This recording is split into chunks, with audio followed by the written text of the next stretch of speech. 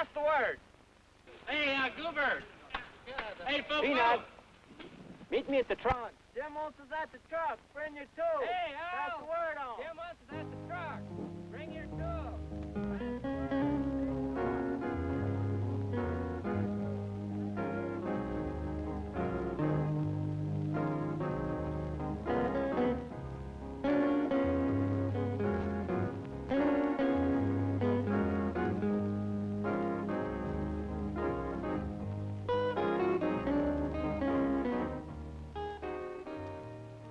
I just got a call from the fire dispatcher. They've got a big fire up on Black Mountain. Well, men, this is your first fire, and an opportunity to show what we can do. Now, I expect everyone to show initiative and pay attention to the job to be done. I know you'll do your best. All right, let's load the tools on the truck and be on our way.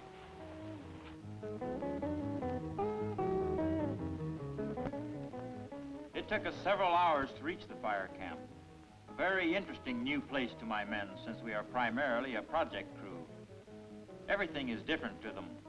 A new environment, a new routine to follow, and strange faces. They will be seeing and hearing about a plans chief, a service chief, a fire boss, and others.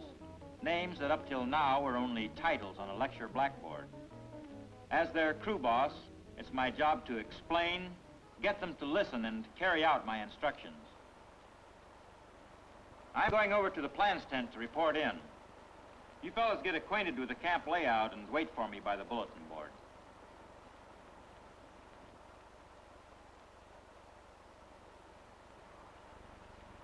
My name's Jim Norris. I'm Joe Kelly, crew from Clearwater. That's right. Pleased to meet you, Jim. Would you page Steve Short, please? There's your man right over there. Steve Shore, report to plans. Well, there's my other crew. Thanks. You're welcome. Okay, Steve, we'll take a look at it from the copter in the morning.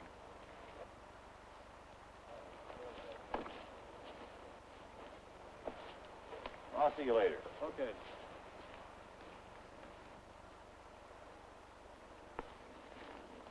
I'm Steve Shore.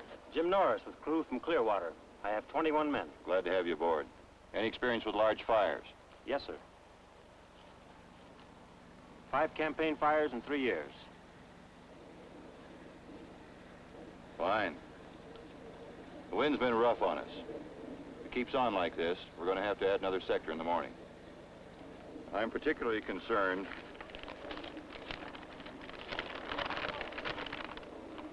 about this area. It's rough country. Too rough for dozers. Your men? Yes. Fine-looking crew. Bet they're hungry. I suggest you see the camp officer and draw sleeping bags. He'll be able to fix you up with whatever you need.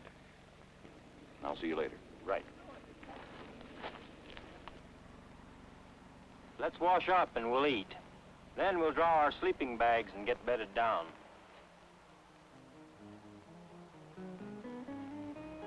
Keeping my men together is of primary importance. Emergency should arise, we'll be ready and waiting for instructions. Come chow time, no problem at all in getting the guys. They were waiting for me.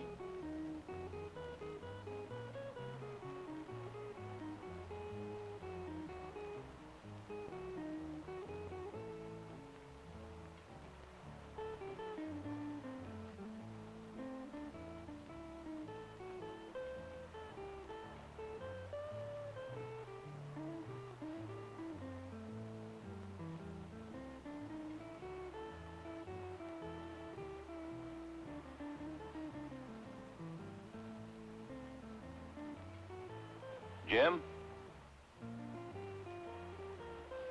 Say hello to Joe and Charlie. Hi, fellas. They'll be working in our sector, and we're assigned to the day shift. I'll spell out the details for you in the morning. Get a good night's sleep. Right. In case you need me during the night, I'll be bedded down over there under those pines. I'll have my crew loaded and ready to roll by 0500. Good. See you in the morning. Good night.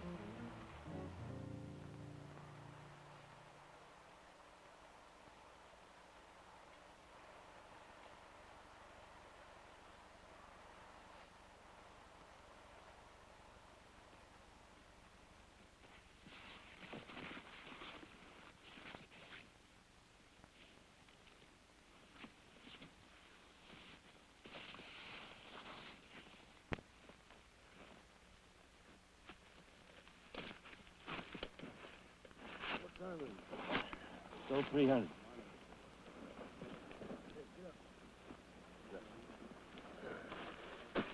Bob?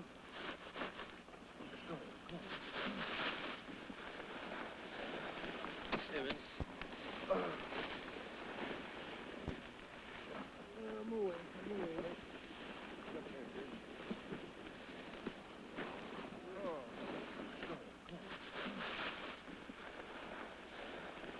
Evans. Can I join you? Morning. Yes, please do. Jim, here's our sector. Is from here to here.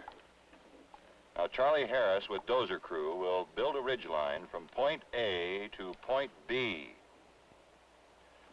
And Joe Smith will fire out after line is completed to ridge. Now, we'll notify you before doing any firing. This is a critical area.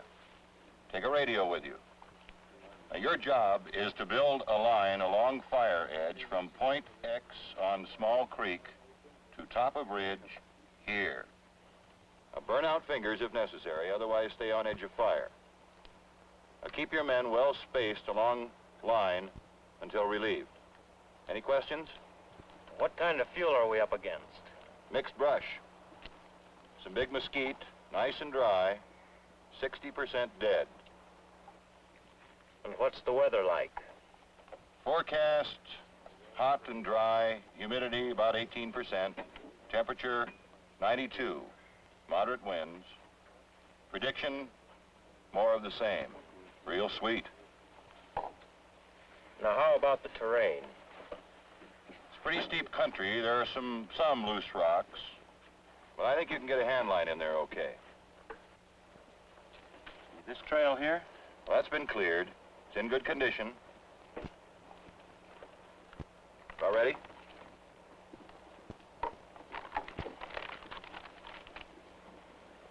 Look, Jim,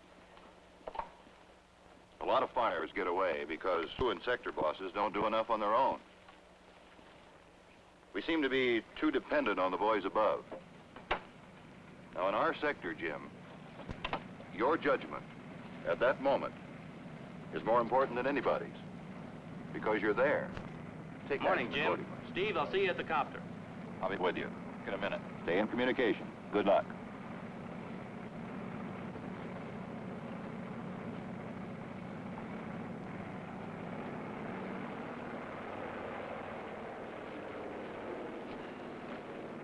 Johnny? Bill? Manuel?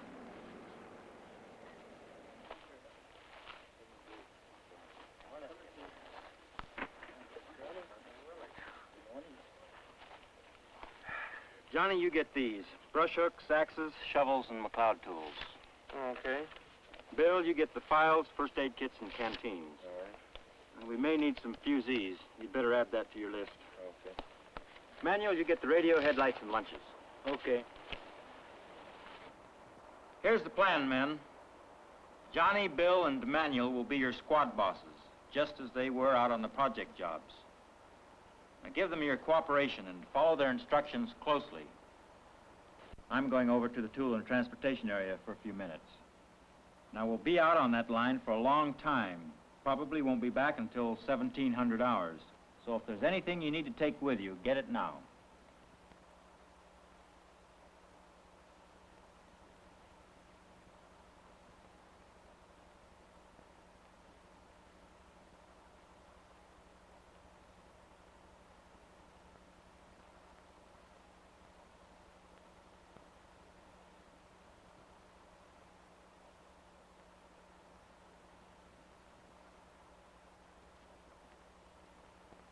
Attention all crew bosses. Before you leave the fire camp, be sure that you have crew time book, fire weather, and fire behavior forecast report. Watch out for spot fires on the south slopes. Hey, Jim, there's your truck. It's all set to go. The driver will take you out and return the truck. You can keep the pickup with you. Fine. Thanks.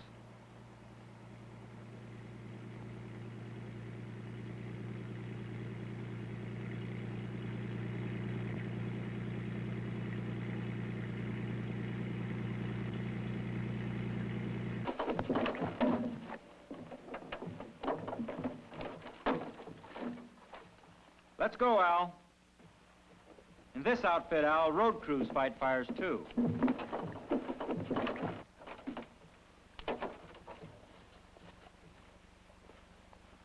Johnny, you take 9 men for cutting and clearing. Bill, you take 3 men for burning out.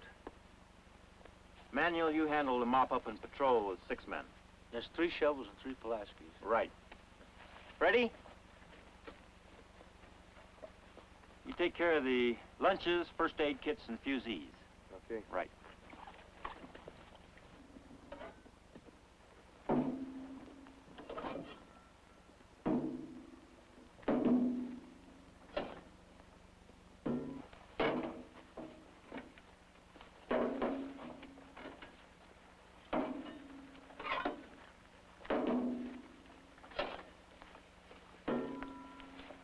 Leave the headlights on the pickup, Johnny. I don't think we'll need them. Okay.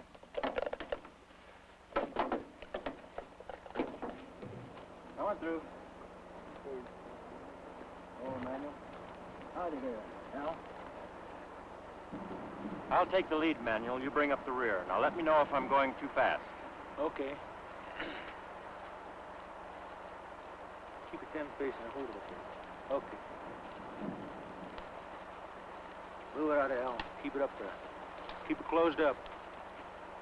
Willie. Turn that to the right.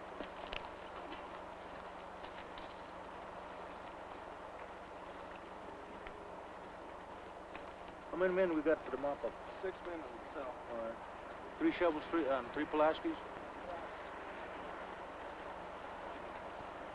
How's Hank? You still need to lose weight?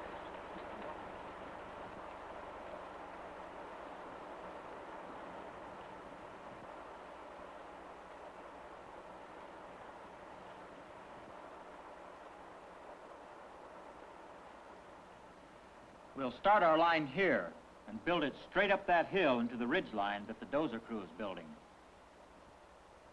Now, we've got to finish this line before the winds come up. You'll be safe here, but watch out for rolling rocks. Now we're anchored to the road, so we'll cut through this pine stand to the edge of the fire. Then we can burn it out. Our relief should be here around 1600 hours, so pace yourselves. Any questions? Okay, let's hit it.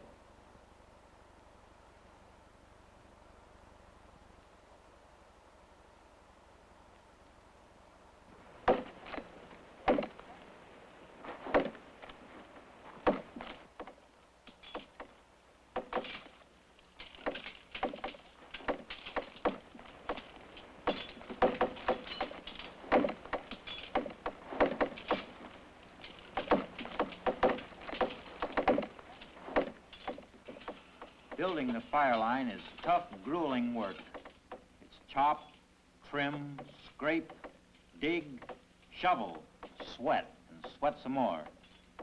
Over and over again until the line is completed, and it has to be built right, too. It's my responsibility to correct, supervise, train, and show. Building a line is not very glamorous work, but it's mighty important in fighting fire. I was glad my men were well trained and that I didn't have to give them fundamental instructions on fire line building when we started on the fire.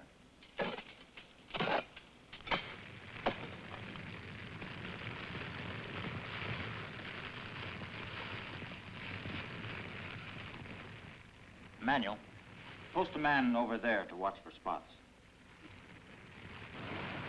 Hey, Dick, get out there in the unburned and look for spots. Get out about 25 yards, 50 yards, look for them.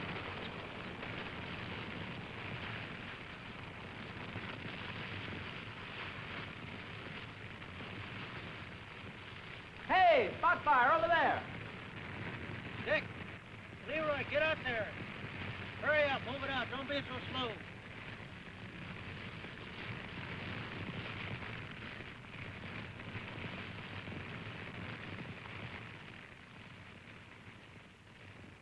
Wind speed and direction are right for burning out this light fuel.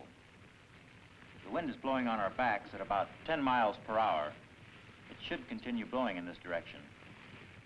I've asked one of my squad bosses, Bill, to come along to gain a few pointers on the fusee, since he and his squad will be doing the burning out. Bill, here's how you use a fusee. See this tape here on the end? We'll pull it up and over the end, exposing the striking edge. Twist the cap off, and then strike the two ends together. But be sure you hold the firing edge away from you so you won't get burned.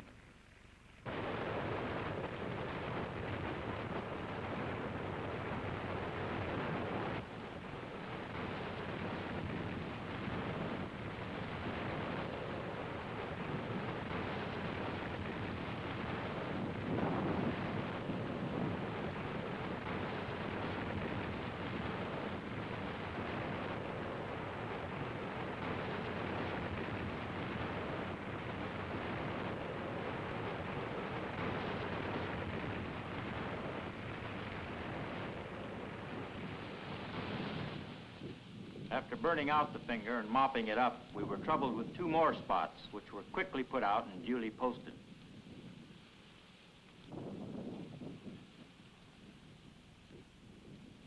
We were now getting into heavier timber, and I noticed that the wind was blowing a bit harder, blowing up from the side of the hills.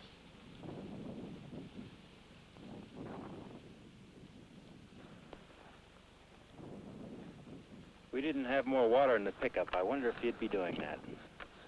Bill, he's in your squad. You'd better talk to him. Okay.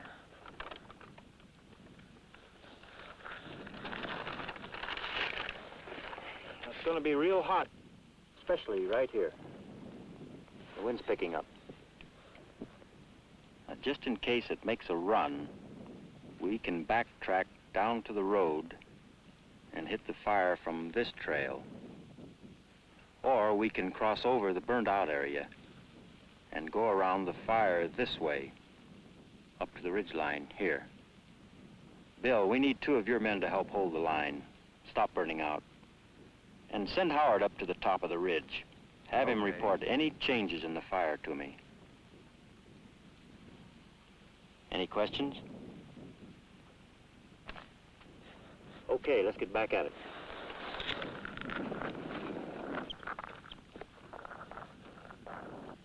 Hey, Paul, you'd better put your shirt back on. Keep your sleeves rolled down. And that water's for drinking, not washing.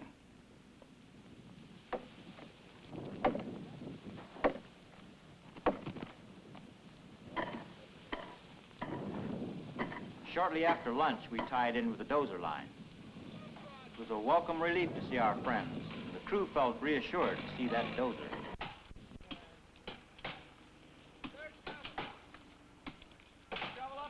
Okay, let's move it up. Let's go up 10. Let's go. Get that line clean. First objective accomplished.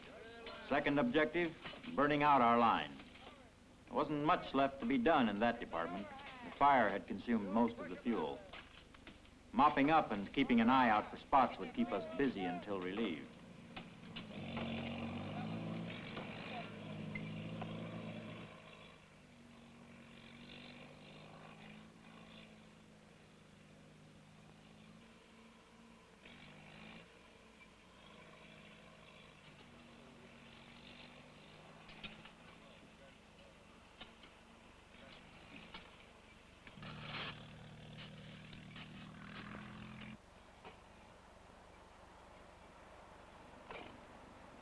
All in all, we were in good shape.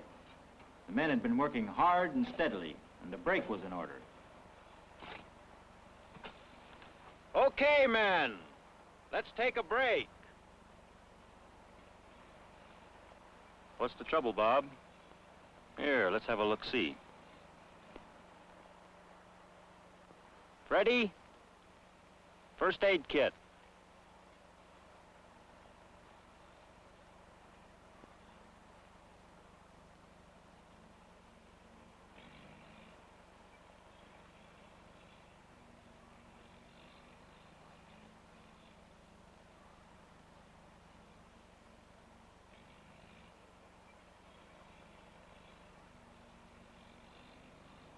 When we get back to camp, be sure and stop at the first aid tent and report the injury.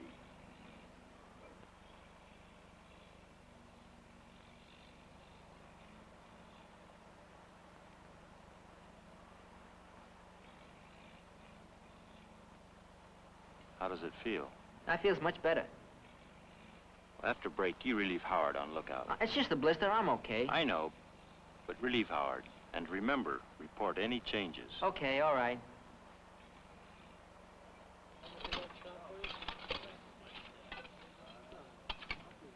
Where's Max? Yeah, I'm sorry, Jim. I forgot. I tell you, I sent him down to the pickup to pick up some more water. We're running pretty low. Okay, but next time let me know. Okay.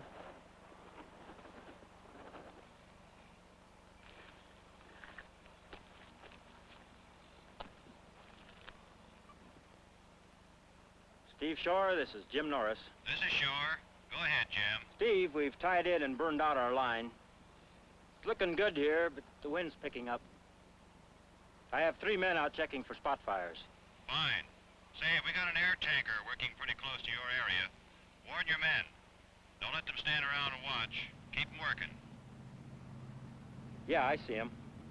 Hey, Jim. Sorry, but your relief crew will be delayed. Expect them around 1800 hours. 10-4.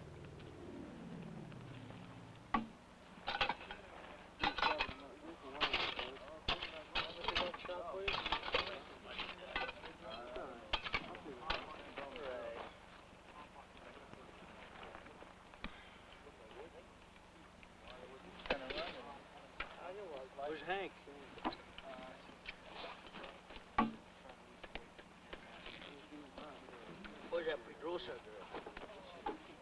Men, there's been a change in plans. Our relief crew won't be here until 1800 hours. So we'll need to hold, patrol, and mop up until we're relieved. Now be alert for spots. There's an air tanker working near our sector, but we still have our job to do. Manuel. Yeah. You'd better send a man to the pickup for headlights. Bernard, you hear him? Yo. What are they gonna do, keep us here all night? Hey, Jim, I thought you said we were gonna be relieved at 1600. Man, I'm pooped. I want to get back to camp. I've done my share of work. That's the order, Al. You know as well as I do, we don't leave the line until we're told or relieved.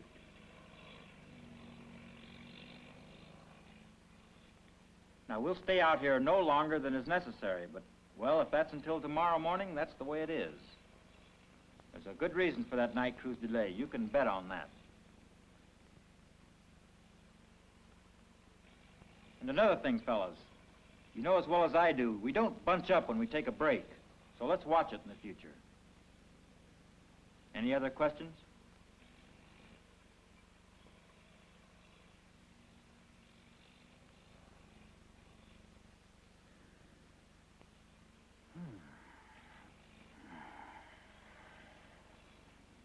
That Al, the one member of my crew who just hasn't fit in.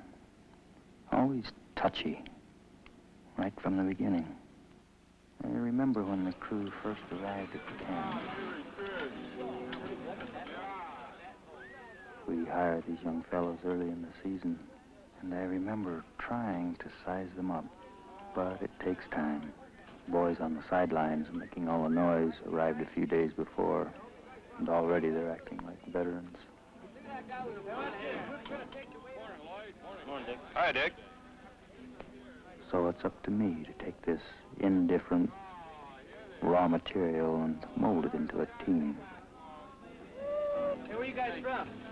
Where you guys from? Purdue. Purdue. Oh, no.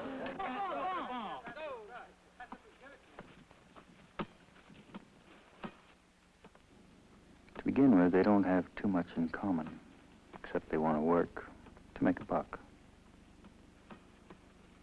They're not iron or clay, more like a little bit of each.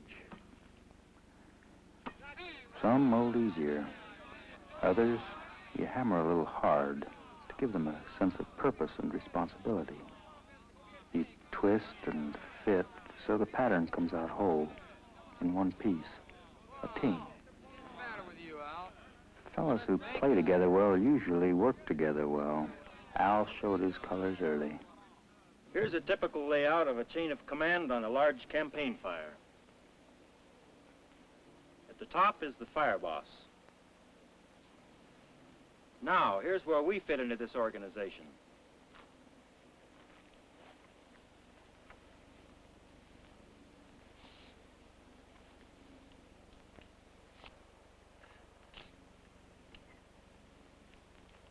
Here you are. Here are your squad bosses, and here I am, your crew boss. I am directly responsible for your performance, your safety, and your welfare. That is, on the line and off the line. You will receive your orders from myself or your squad bosses. Fire moves quickly. It doesn't stand still, so you have to move against it. If you see something that needs doing, you do it. Never assume or leave it to the next guy. You'll be on your own a great deal, and you are expected to show initiative and thinking. The amount of supervision depends on you, and how well you learn to use your tools with safety and skill. Most of the fellows listened closely and were interested in what I was saying. And Al, he was with me all right, but he gave me an impatient and bored ear. On our very first project job, the crew began to shape up. He noticed the weak spots as well as the beginnings of cooperation between crew members and yourself. You can train them all right, but if they don't accept you, it won't add up. But just how do you build a team? That machine up there allows you perfect control. Just put it in gear. How do you put people in gear? I'm dealing with human beings. They don't machine well. Sometimes I think I'm a bit of an old maid and a stickler for form. But helping them to do things right also gives me an opportunity to get to know them better. Is that better, Hank? Yeah, that's fine. That's better. I get to know them by their first names, where they come from. Hank's from Maryland. Take Max over there. He's from the state of Washington. And Bob, he's from Michigan. Some of my men are forestry students. My crew comes from every section of the country, and they're as different in personality and attitudes as any new group.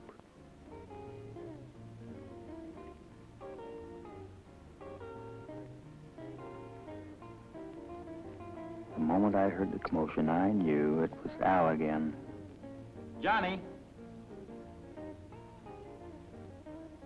Johnny, find out what's going on over there. Let's break it up, fellas. Who started the fight? Did you start it, Al? It started as horseplay, but with Al, it soon became a fight.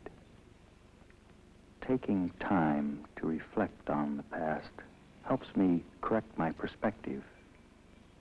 Well, I almost have myself a team, but not quite. A little more time. Fellas, let's finish up this fire.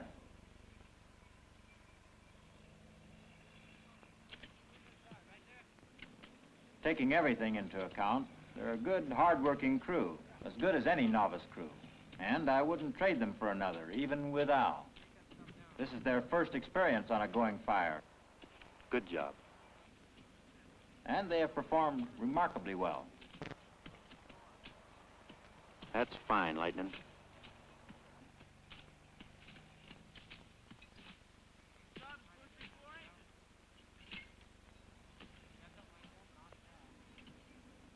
Outside of Al, no griping from any of them on this job.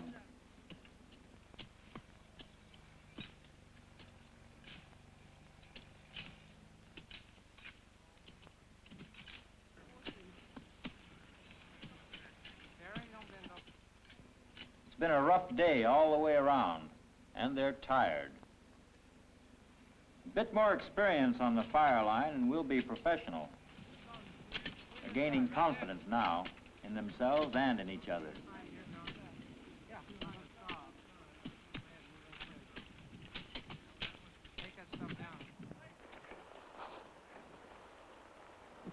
Sure, this is Norris. Go ahead, Jim. Night crew's taking over. We'll be 10-8 to fire camp. 10-4, see you in camp. There's no snag down there.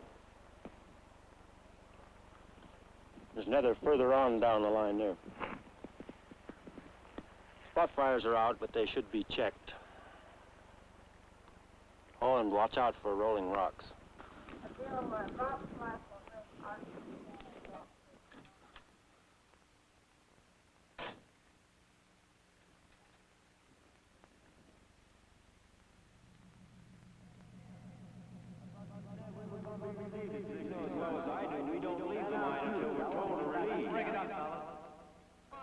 Who started? Thank you,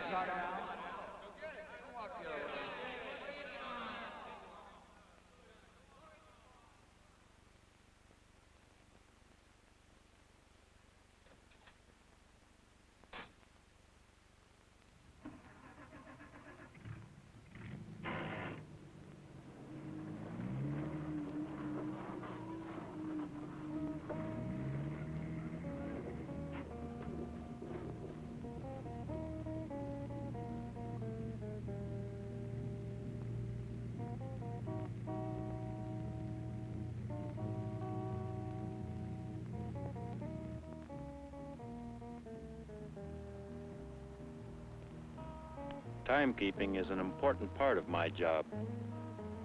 For many reasons, it's real important. It affects the morale of my crew. If I get their time messed up, then I let them down.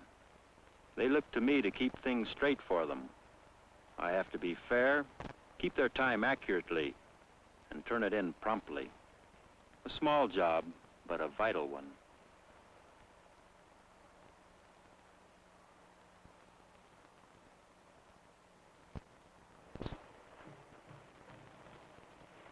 That line represents the line we built today.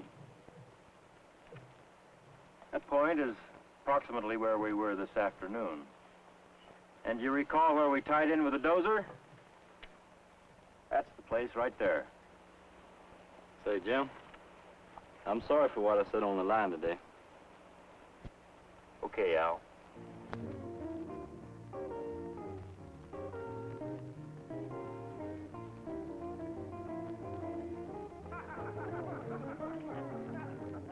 Well, I got myself a team after all. A good firefighting as well as a good project crew. Yes, sir, a real solid team with no crack is my business. Just as important as building a fire line. Now we're ready for any job.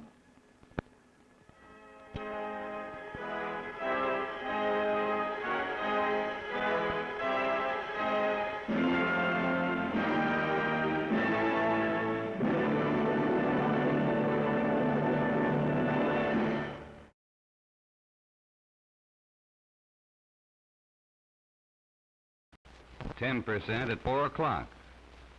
A wind of 6 miles per hour, blowing up.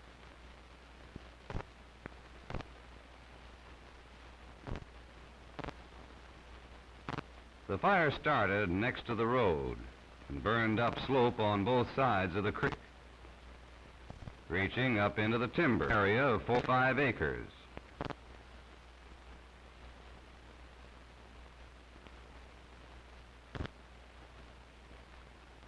Anchor point on the creek bottom, and were to go up the north flank where the fuels were lighter. The other 4 were to hit the heavier fuels on the south flank. Both crews were to meet at the head of the fire. We learned that it took a combination of air, heat, and fuel to make a fire burn. This is the combustion triangle. One of these elements, fire goes out.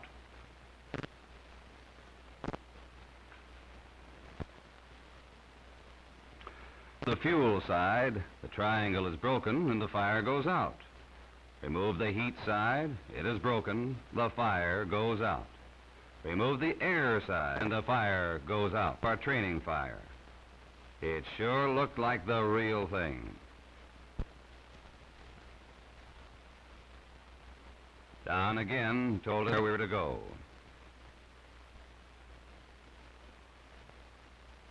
He put me in charge of the two-man crew and told me to hotspot on around the fire until we met up with his crew. He told me to watch for all hazards so John and I wouldn't get hurt. Our hotspotting job was to stop rapid spread, knock down hot leads, and put in a light trench where needed. It didn't take many shovels of dirt to remove the air, one side of the triangle. John took care of another side of the triangle by separating the fuel from the fire.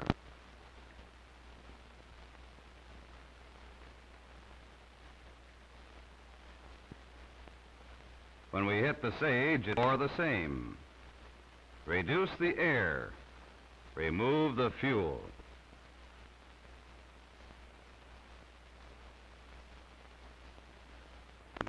And unburned out. I knew we'd have to check this area later.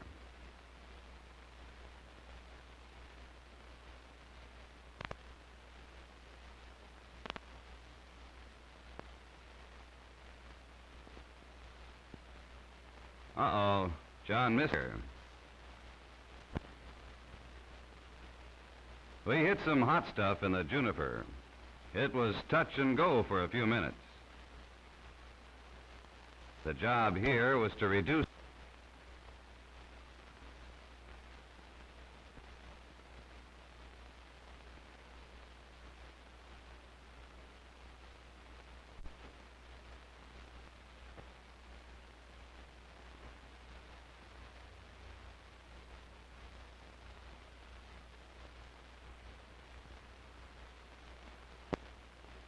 He had him use an indirect attack. They backed up and made the line where the fuel was light.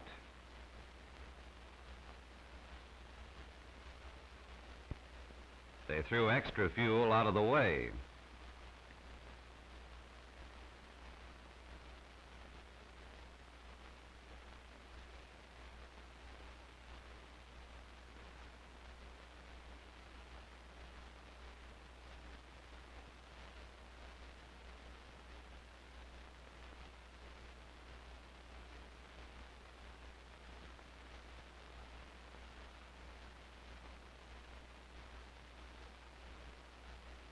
Then they burned out the fuel between their line and the fire. This burning out is another way to remove the fuel leg of the triangle.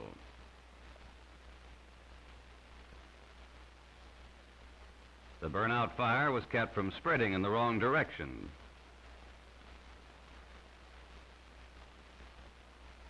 The line was widened while the burning out was going on. It didn't take long to make this hot spot safe.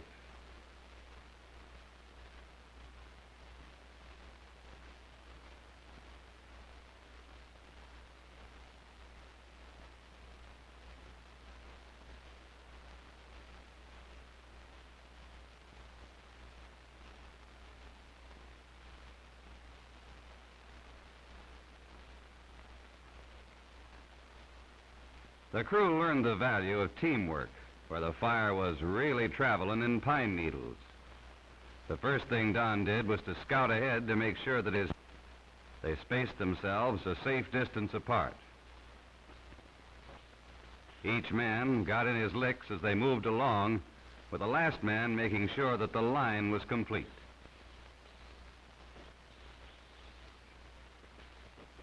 They found this to be a quick way to stop fast-spreading leads. Once again, the use of dirt removed air and heat, two sides of the triangle, by cooling and smothering.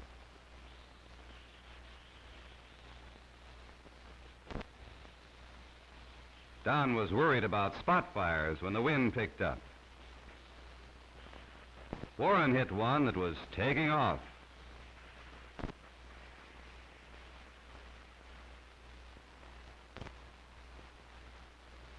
Cooling the base of the tree kept the fire out of the crown.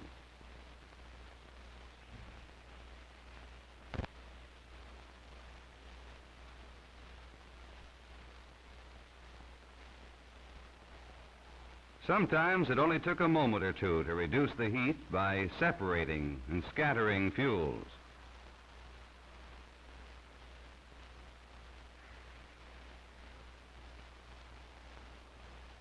The snag was throwing sparks that might start new fires outside our line. Later, we'll cut her down.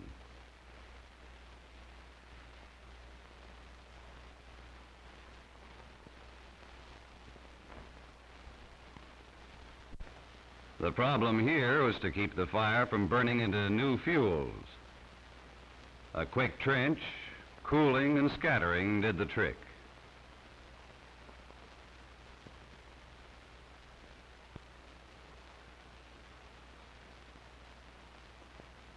Value of cooling down, separating fuel showed up here.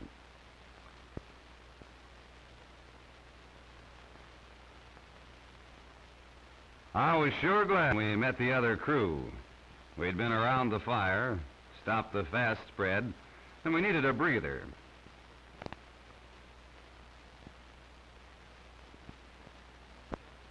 We took a break to get instructions on what we were going to do next. Now let's go back to the chart.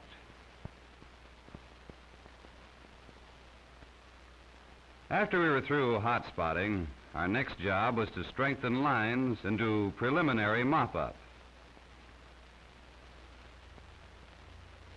We were to look for spot fires, snags, areas of roll, heavy fuel piles, trees burning near the line, weak line, and smoldering stumps. Check the cold areas. Our doing jobs were to put out the spot fires, fall snags,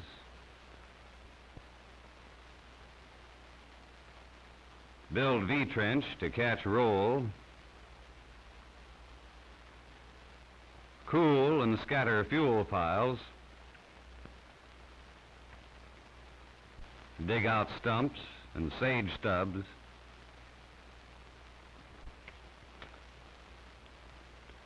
check where no fire could be seen, limb up trees likely to crown, work over line where it needs strengthening.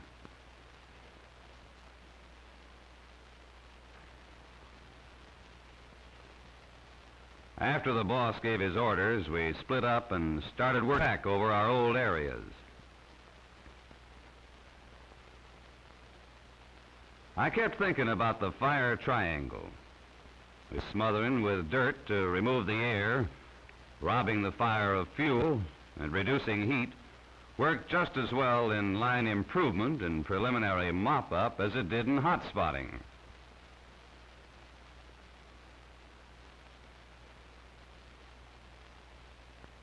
Limbing trees to remove and separate fuels,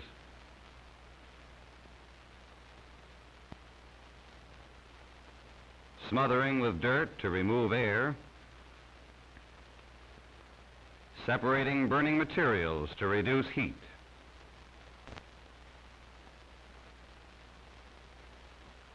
We built very little trench in the sagebrush, but dug out burning material next to the fire edge and scattered it well into the burned area.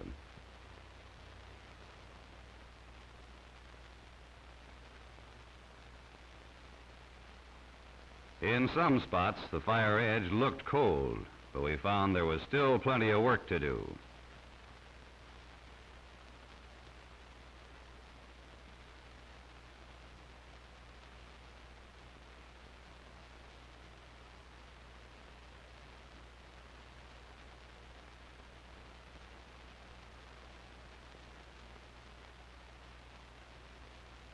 In a spot or two, we found the fire across the line, spreading into new fuels.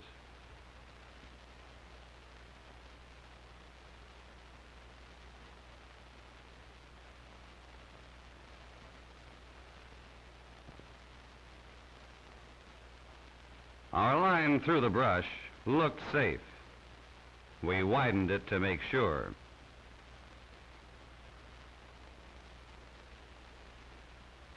Don's crew ran into a spot that was taken off again. This taught us the importance of reworking the line in order to catch these flare-ups.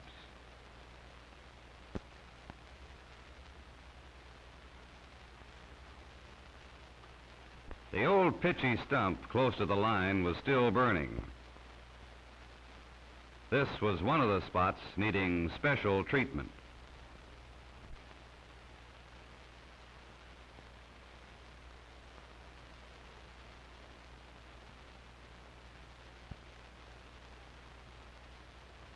It was mighty hot work, and between jobs we took short rests.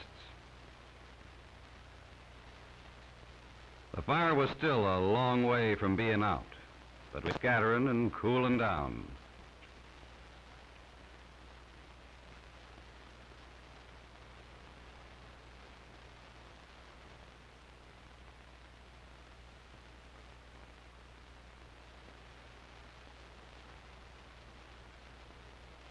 And where we had a fair trench in deep duff, we found a few spots where fire had crept across the line.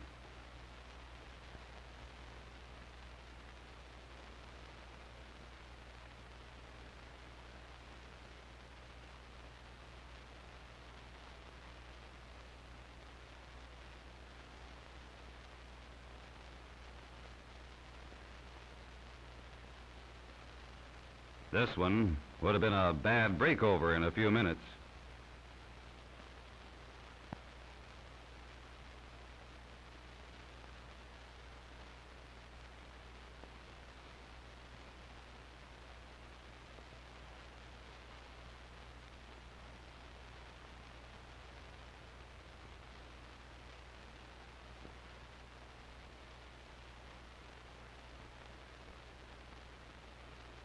The old log was in a bed of hot coals. It was moved to a cool spot, and the hot bed spaded up. One man stood back to warn the chopper of falling chunks or limbs. Hard hats for falling crews are worn for additional protection. She's down, no more spotting across the line, and the crew could work it. Fire had to be removed from around the stump to keep it from burning in deep and making more work later on.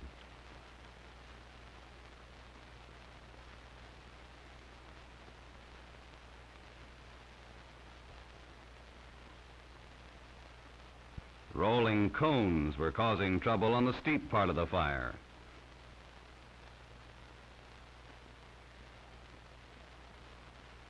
Don had his men build a V-trench to catch rolling material.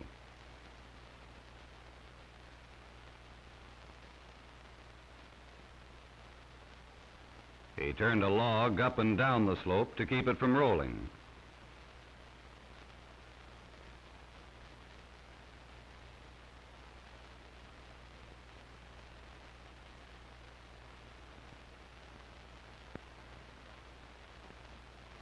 Fuel between trench and fire was burned out.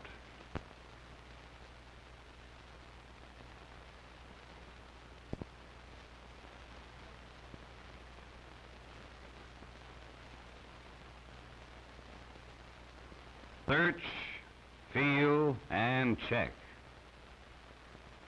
On spot fires, fallen snags, log piles, stumps, sage stubs, line that looks cold, deep duff.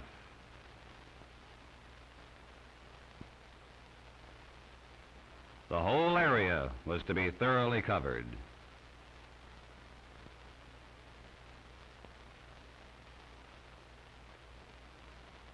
Then stay till the fire is out.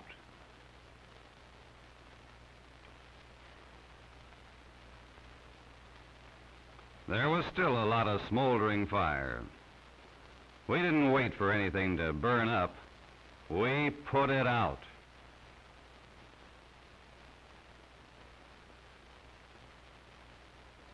We worked over every spot where fire might remain. Searching, digging, spading,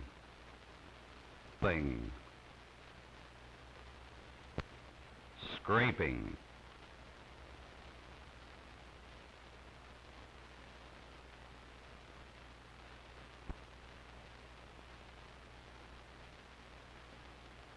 All fire had to be dug out of down logs.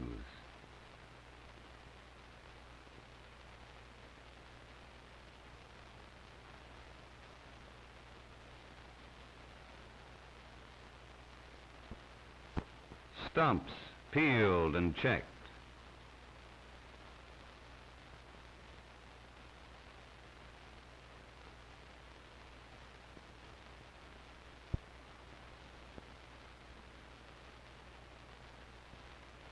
A spark left here might hang on for weeks and start a new fire.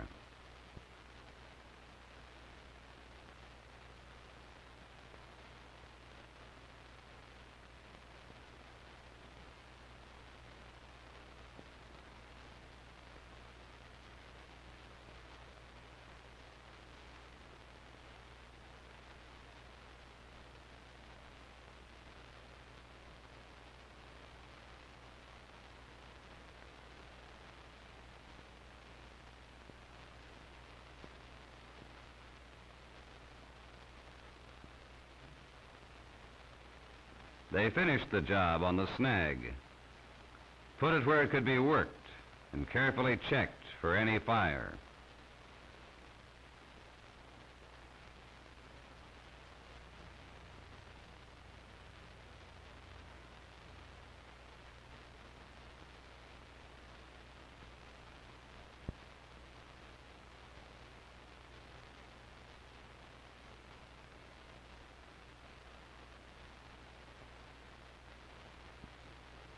Don had told us that mixing embers with mineral soil, about half and half, would put the fire out.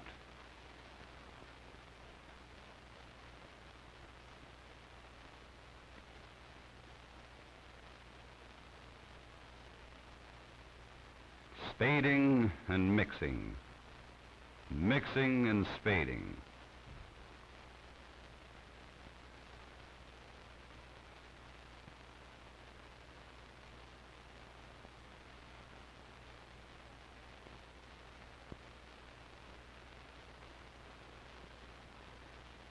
Where there was any chance for fire, bare hands found the hot spots.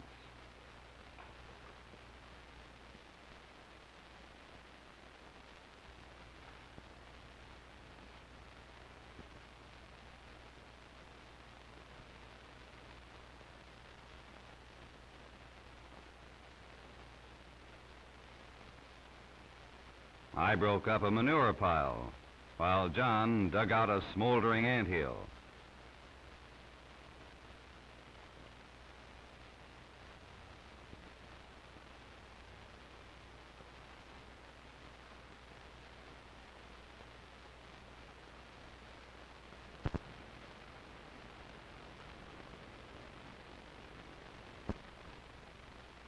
We found that heat remains in deep ashes a long time. A gust of wind could carry a spark from here and start a new fire.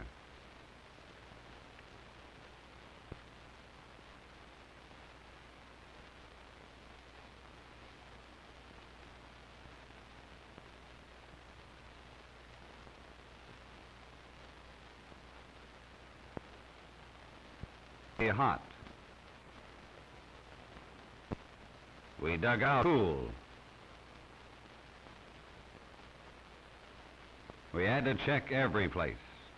Around roots, in the duff, stumps, under piles of unburned material.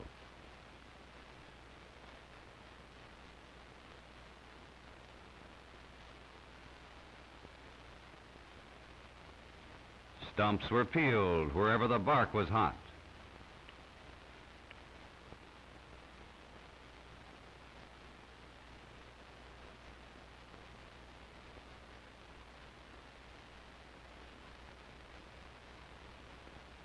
We rechecked the sage area on the way back to the Jeep.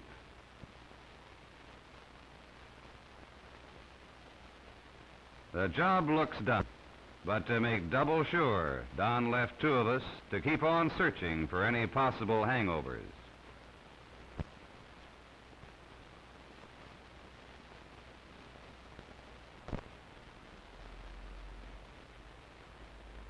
When I think back on the fire school, the main points to remember are hot spotting, line strengthening, and preliminary mop-up,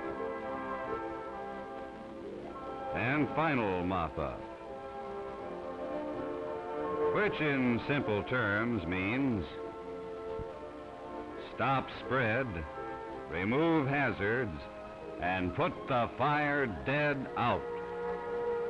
Yes, I found out that even a training fire can be hard work. But there's lots of satisfaction in working with a bunch of good neighbors, learning how to put a fire out.